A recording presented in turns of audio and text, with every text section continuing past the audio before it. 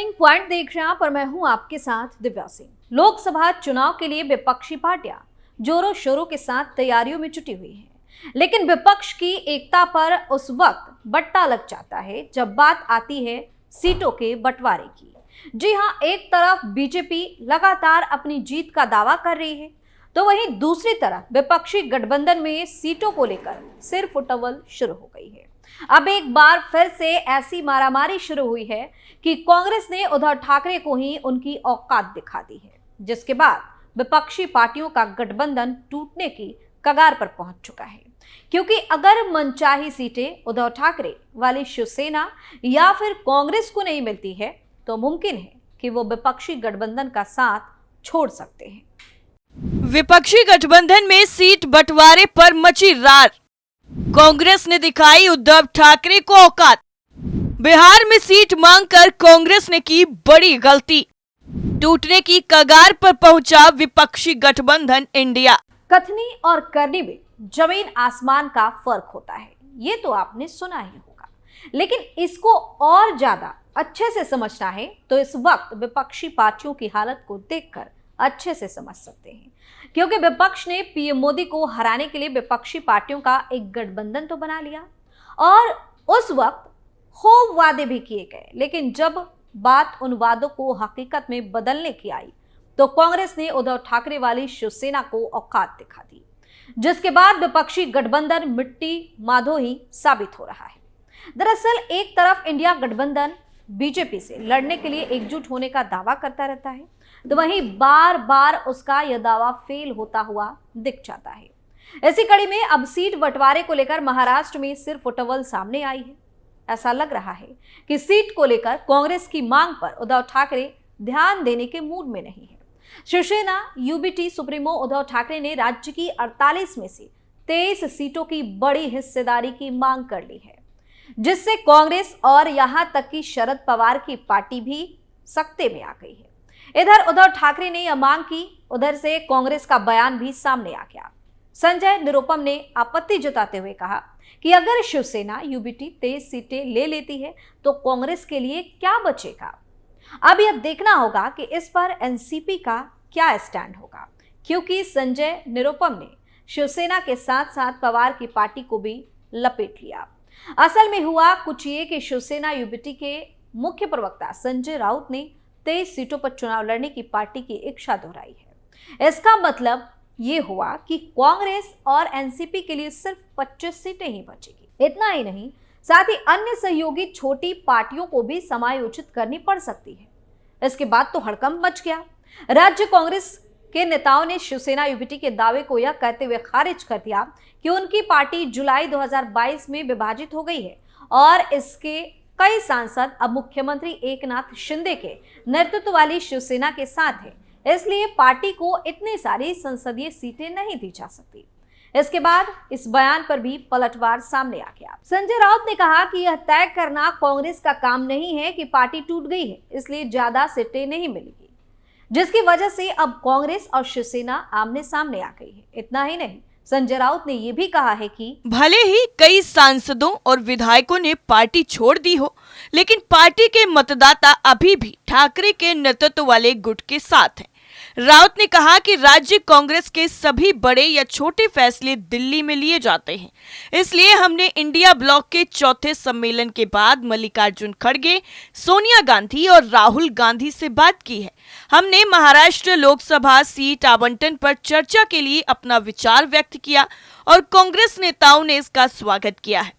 उन्होंने ये भी कहा कि इस मुद्दे पर महाराष्ट्र कांग्रेस के नेताओं के साथ कोई आधिकारिक चर्चा नहीं हुई है और इस स्तर पर राज्य में विशिष्ट सीटों के लिए व्यक्तिगत दाव पर टिप्पणी करना उचित नहीं होगा। संजय राउत ने अपने तर्कों को साबित करते हुए जब एकीकृत शिवसेना ने 23 सीटों पर चुनाव लड़ा था और 18 जो कि 2019 में हासिल की थी, तब कांग्रेस ने सिर्फ एक सीट जीती थी। उसे यह ध्यान में रखते हुए फिर से सोचना चाहिए।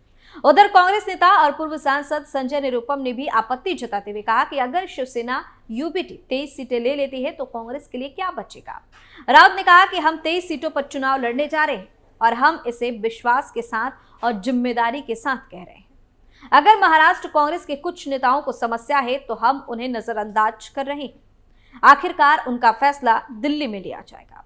इस बीच पूर्व सीएम और वरिष्ठ कांग्रेस नेता पृथ्वीराज चौहान ने कहा कि सीट बंटवारे पर चर्चा के लिए 29 दिसंबर को दिल्ली में समन्वय समिति की बैठक होगी, जिसमें महाराष्ट्र के नेताओं के साथ इस मुद्दे पर चर्चा की जाएगी। उन्होंने सीट आवंटन पर कोई भी टिप्पणी करने से साफ तौर पर इनकार कर दिया। राउत ने कहा कि प्रकाश अंबेडकर की वंचित बहुजन अघाड़ी यानी कि VBA को MVA और इंडिया गठबंधन में शामिल करने के सवाल पर शरद पवार के साथ चर्चा की गई है। पवार ने हाल ही में यह भी कहा था कि उन्होंने खड़गे के साथ इस मुद्दे को उठाया था। संयोग से इस सप्ताह की शुरुआत में VBA ने बीजेपी को सत्ता से हटाने के लिए अपना खुद का फॉर्मूला पेश किया था। VBA कांग्रेस, शिवसेना, UBT और NCP के लिए प्रत्येक के लिए 12 सीटें।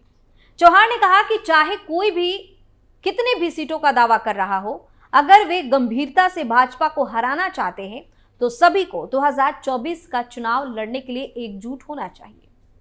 अब यहां पर यह सोचने वाली बात है कि अभी हाल ही में कांग्रेस ने भी बिहार में सीटें मांगकर सबको चौंका दिया था। दरअसल इसके पीछे की क्या कहानी है वो भी जानना जरूरी है। चलिए बताते हैं, आखिर किस आधार पर बिहार में ज्यादा सीटों की डिमांड कांग्रेस कर रही है। इंडिया गठबंधन में बैठक दर बैठक के बावजूद सीट शेयरिंग को लेकर तस्वीर अब तक साफ नहीं हो सकी है। दिल्ली और पंजाब में सत्ताधारी आम आदमी पार्टी के साथ सीट शेयरिंग कैसे होगी, इसको लेकर चर्चा का बाजार गर्म था कि अब बिहार को लेकर भी बहस छिड़ गई थी। कांग्रेस ने बिहार की 40 लोकसभा सीटों में से 9 पर दावा कर दिया। सूबे में 2 बड़ी पार्टियां राष्ट्रीय जनता दल और जनता दल यूनाइटेड यानी कि RJD और JDU भी इंडिया गठबंधन में शामिल है। ऐसे में सवाल ये भी उठने लगे हैं कि बिहार में कांग्रेस 9 सीटें आखिर किस आधार पर मांग रही है। दरअसल इंडिया गठबंधन की दिल्ली बैठक में सीट शेयरिंग को लेकर 31 दिसंबर की डेडलाइन निर्धारित की गई थी। बैठक में कांग्रेस की तरफ से यह भी कहा गया था कि सीट शेयरिंग को लेकर राज्य स्तर पर बातचीत की जाएगी। अगर राज्य स्तर पर किसी वजह से ऐसा नहीं हो पाता है तब यह मसला दिल्ली में सुलझाया जाएगा। सीट शेयरिंग को लेकर निर्धारित डेडलाइन करीब आ रही है और कांग्रेस एक्शन में है। कांग्रेस के वरिष्ठ नेताओं ने दिल्ली में बिहार के नेताओं के साथ बैठक कर इस पर चर्चा की। बैठक के बाद लोकसभा सीटों पर दावेदारी से जुड़े सवाल पर बिहार कांग्रेस अध्यक्ष अखिलेश प्रताप सिंह ने कहा कि हम पिछली बार 2019 में 9 सीटों पर चुनाव लड़े थे। उन्होंने ये भी कहा कि तब गठबंधन में JDU नहीं थी, इस बार 1-2 सीटें कम ज्यादा हो सकती हैं। बिहार कांग्रेस अध्यक्ष के इस बयान के बाद सवाल ये भी उठ रहा है कि कांग्रेस की 9 सीटों पर दावेदारी का आधार क्या है। कांग्रेस को कितनी सीटें मिलती हैं, ये आने वाला समय ही बताएगा, लेकिन इसे लेकर सवाल उठने लगे हैं। इन सवालों की वजह 2020 के विधानसभा चुनाव और 2019 के लोकसभा चुनाव में पार्टी का प्रदर्शन है। 2020 के बिहार चुनाव में कांग्रेस ने 70 सीटों पर उम्मीदवार उतारे थे। पार्टी 9.6% वोट शेयर के साथ 19 सीटें जीत सकी थी, जबकि 44 सीटों पर पार्टी के उम्मीदवार दूसरे स्थान पर रहे थे। दूसरी तरफ RJD ने 144 सीटों पर उम्मीदवार उतारे थे। RJD 75 सीटें जीतकर सबसे बड़ी पार्टी के रूप में उभरी थी। 2019 के लोकसभा चुनाव की बात करें तो कांग्रेस ने 9 सीटों पर उम्मीदवार उतारे थे, लेकिन पार्टी 7.9% वोट शेयर के साथ एक ही सीट जीत पाई। तब JDU बीजेपी के साथ NDA में शामिल थी। दोनों ही पार्टियों ने 17 सीटों पर उम्मीदवार उतारे थे। बीजेपी ने सभी 17 और JDU 17 में से 16 सीटें जीती थी। JDU इस बार कांग्रेस और RJD के साथ इंडिया गठबंधन में शामिल है। RJD, JDU, कांग्रेस के साथ ही लेफ्ट पार्टियां इंडिया गठबंधन में शामिल हैं। इंडिया गठबंधन में बिहार की 40 लोकसभा सीटों के लिए 6 पार्टियां दावेदार हैं। कांग्रेस 9 सीटें मांग रही है तो वहीं लेफ्ट पार्टियां भी आधा दर्जन से अधिक सीटें चाहती हैं। ऐसे में कौन बड़ा दिल दिखाएगा, ये सवाल भी उठ रहा है। RJD विधानसभा में सबसे बड़ी पार्टी है तो JDU के पास बिहार से दूसरे गठबंधन सहयोगी की तुलना में कहीं अधिक लोकसभा सीटें, दोनों के पास मजबूत आधार है। ऐसे में क्या त्याग कांग्रेस को ही करना पड़ेगा? बिहार में सीट बंटवारे को लेकर कहा यह भी जा रहा है कि JDU, RJD दोनों ही पार्टियां 16-16 सीटों पर चुनाव लड़ सकती हैं। कांग्रेस को 6 और लेफ्ट के खाते में 2 सीटें जा सकती हैं। ऐसे में सवाल यह भी उठ रहा है कि 40 सीटों का सियासी कद्दू कटेगा तो यह दावेदारों में कैसे बटेगा? नीतीश कुमार की कोशिश है कि कम से कम उन सभी सांसदों का टिकट सुनिश्चित होगा जो 2019 में जीते थे।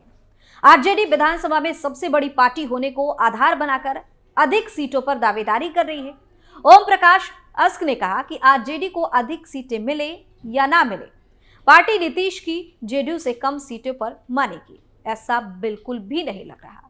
टर्निंग पॉइंट में फिलहाल के लिए इतना ही। बाकी खबरों के लिए आप देखते रहिए कैपिटल टीवी। नमस्कार।